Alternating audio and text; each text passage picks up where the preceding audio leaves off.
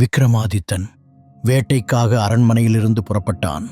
அதன் பிறகு விக்ரமாதித்தன் தனியாகவே அந்த அடர்ந்த காட்டுக்குள் நுழைந்தான்.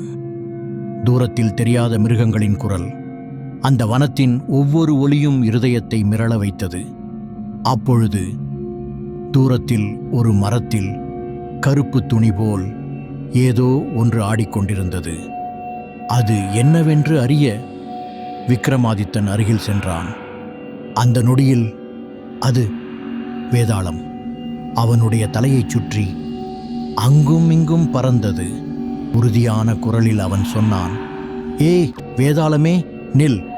அடுத்த கணம் சட்டென்று வேதாளம் அவன் கழுத்தை பிடித்தது.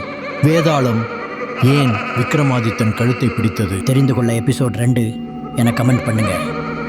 இது போன்ற கதைகள் உங்களுக்கு பிடிச்சிருந்தா இப்போவே சேனல்ல சப்ஸ்கிரைப் பண்ணுங்க.